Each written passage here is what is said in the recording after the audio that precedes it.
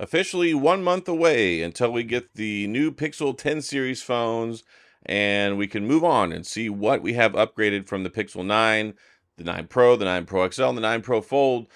A lot of exciting stuff, and of course, we're going to see all of it in its grand glory on the 20th of August, and I'm super excited about it.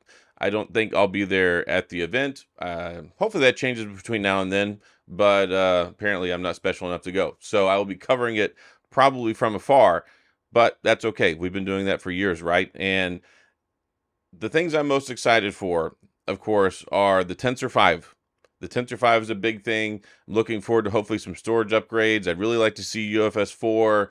I really want to see what we can finally do with this unique Google image signaling processor that hopefully will take things to the next level. And honestly, it really doesn't need to go to the next level because we're already there, right? If you're here in the United States, the Pixel 9 Pro, Pixel 9 Pro XL are the best smartphone camera that you can get.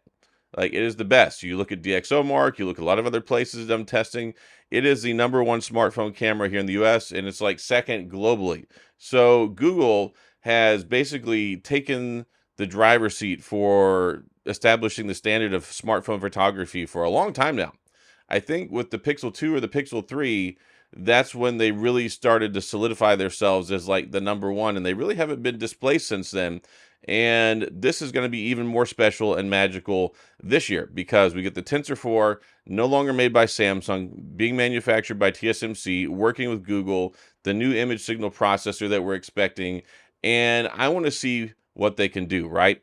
And the Pixel 9 Pro series, the Pixel 9 series cameras, they weren't perfect whenever they came out, right? They got some optimization and they got some stuff that made them better, especially when it came to like switching between the different lenses. And they weren't the best when it came to portrait mode because it had a little bit of issues around the fringing on the portrait models and things like that. But they've gotten better since then. They're more optimized than ever.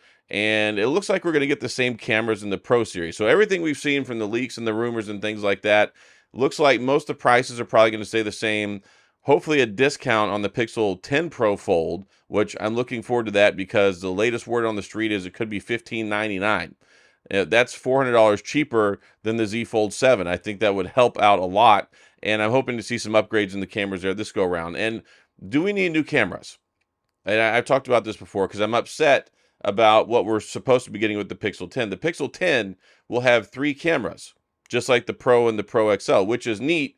But instead of being the same primary cameras that we're going to get that we had already, it's going to take a step back and it's going to be basically the same one that's in like the Pixel 9a, which is a good camera, right? It's a totally good camera, but hopefully it'll be an even better camera with the new image signal processor and the Tensor 5.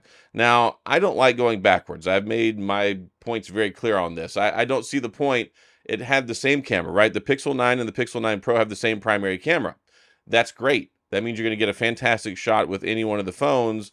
But the Pro series gives you the telephoto, the much better telephoto that goes along with it. So we're expecting a telephoto, but with the Pixel 10, it'll be essentially the same stuff that's in like the Pixel 9a, and then like a watered down, not as good telephoto sensor. But I think it's important to do this. Like, I think it's important to have the 3 cameras because I think Google is going very much after a lot of Apple iPhone users right now. And I've talked about this many videos before that it's for whatever reason, it feels safe for people to move from iPhone to Google, but there's just so much animosity and so much, I'm never getting a Samsung phone if you're an iPhone customer, and so many iPhone people, Samsung people don't want an iPhone. It's like the Google Pixel phones are kind of the middle ground where people are like, yeah, I could do that. But as far as the design stuff, we've seen a lot of leaked images and all those renders and stuff. The phones look mostly the same. It's just going to be some stuff under the skin. It's more like think an S series upgrade. And if you're familiar with the iPhone, that's what they used to do. They would do like the iPhone 5 and then the iPhone 5S because they weren't redesigning everything every year. So we're still going to have pretty much, I think, the same looking camera bump, same looking phone, but with a new chip underneath it, which is going to be big. The chip makes a big difference. And it's funny because Google even used the same camera for a long time, like the Pixel 3, the Pixel 4, the Pixel 5, same stinking camera. But yet, year over year, they still had the best photography because they continued to optimize their computational photography, work with the new image signal processors and things like that. So I don't think you have to have new cameras every year, and it's actually not a good thing. Hear me out on this. You don't need a new camera every year because by the time you've had that phone for a year, it's just now getting to its maturity point. You've got it optimized, you've got it dialed in, and then you get a new chip with a new signal processor, and it's going to take it to the next level. Now, the Tensor 5 chip is supposed to be really good. No, we're not going to get 4 or 5 gigahertz speeds out of it, and we don't need to, right? Because it's all about the experience, it's about the optimization, it's about Google working and making the custom chip to exploit and take advantage of and process their AI models, their own security stuff, Android, computational photography, image signal processor, all those great things. So you're going to get well over a 3 gigahertz chip, and it's going to run great. It's not about the stinking benchmarks. And we're going to have this fight whenever the new phone gets there. Everybody's like, oh, this chip is 4 years old. This chip is 3 years old. No, it has the latest and greatest technology. It's a very good chip. It just isn't built around for benchmarks, and they handle things and they run perfectly fine. And the phone is going to be running Android 16 out of the box. We already got Android 16. It's quite nice. And I think we're going to see some updates when it comes to the fingerprint scanner from what I was reading, that it's supposed to be more accurate and faster. That's nice. The ultrasonic one that's in the 9 Pro series is very good, but it could be better. It's not as optimized and dialed in as the S25 series. Those are top of the line. Those are very good. Still going to have the higher level security for the biometrics, for the selfie camera, so you can use your banking apps and things like that. Other phones and Android can't do that. And I'm hoping to get better battery life, which of course will be a byproduct of the chip. I'd like to see faster charging. I don't know if we're going to get faster charging or not, but that would be nice. And I'd like to see them bump up the baseline storage. This whole 128 business, we should not have a Pro phone that is 128 gigabytes of storage. It should be 256 minimum. Word on the street is the 10 Pro XL is going to have 256, but it looks like they're going to bump the price up $100, which it's still cheaper than the S25 Ultra. But yeah, a little bit of a price increase. I think we're expecting that, and it'll be basically the same price as the iPhone 16 Pro Max. So I think that Google is making a statement with their phones now where they're basically saying, look, we're just as good. We're on par. We stand alone on our own. We stand by our products, and they're top of the top, like top of the best. They're good.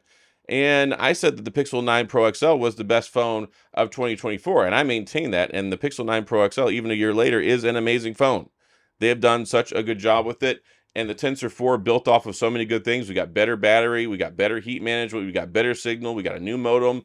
So I am expecting even better this next go around. I'm expecting more polishment, more polishing, more refinement, and I want to see what things. I want to see how special it turns out to be. The Pixel 9 was received so well, and there have been increases in market share in the U.S. and other countries. They're doing more stuff in India now, which we should see some more expansion. Hopefully, more AI features there. We've seen more AI features roll out in different countries, not just in the U.S. That's been one of the things that's been holding the Pixel phone lines back. It's like, if you're in the U.S., it's an amazing phone. But if you're not in the US, you don't get all the AI stuff. You don't get all the cool stuff.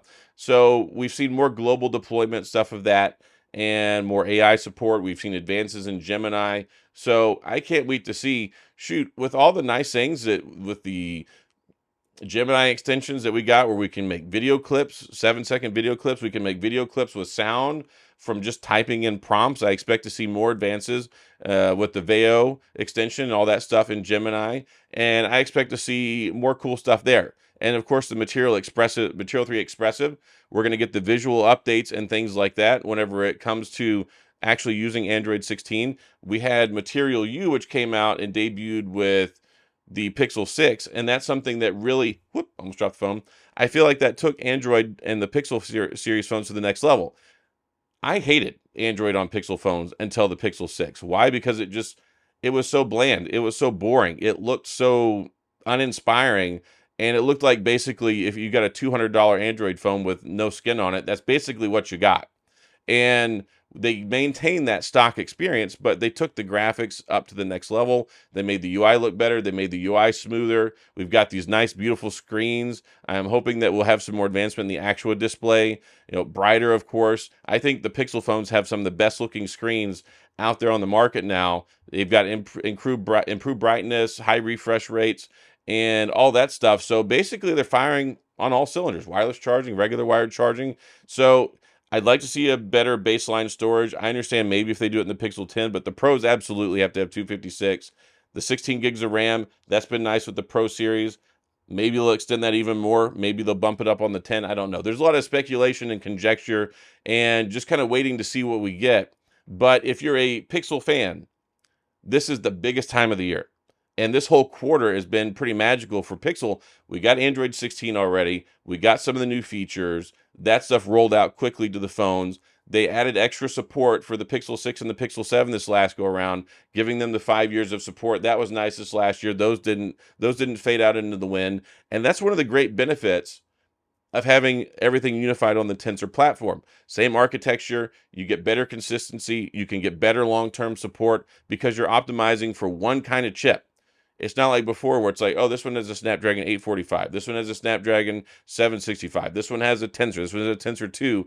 Whenever you get all the platform on the same unified language, architecture, and design, you can build that stuff in and you can support it longer, and it really makes it feel like you can get a phone from Google that's supported for 7 years. So the 7 years of updates and support, that's fantastic, and I'm ready. Like, I am ready. I am here and looking forward to it. I know I've been covering all the Samsung stuff. That's cool. I am a tech review channel. I like the Samsung stuff. I've even been covering things like the Unihertz Titan. I love the keyboard stuff, the Motorola phones. I cover all the mainstream phones we get here in the US, but like the sweetheart in my lineup is the Pixel stuff. And I'm even looking forward to the Pixel 10 Pro Fold this year. I wasn't super crazy about the 9 Pro Fold. I really felt like they shouldn't have called it a Pro because it basically had the same cameras as the Pixel 8a, right? It's one of those things where it's like, okay, you want me to pay $1,800 for a phone, but you're not even going to give me the good cameras. You're going to give me the ones out of the $400 budget series phone. So I'd like to see if they bump that up. I'd really love to see some camera improvement department, especially if they're still going to continue to call it the Pro. Tensor 5 will be nice. They've been bringing more stuff on board with multitasking, taking advantage of the two screens, and Android 16 should really allow them to kind of take that experience to the next level. I'd love to see more multitasking, and I think it's going to do a good job.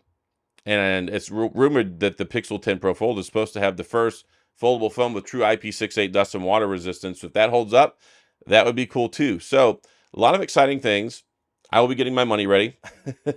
I will be sitting there waiting, watching on day one with you guys and gals to see what cool, new, neat things they have to talk about at the keynote, which is usually particularly boring, but that's okay because we get new hardware out of it, and new hardware is the exciting stuff. Software stuff is cool, and software kind of is like the flavor of the week, especially the last year or two.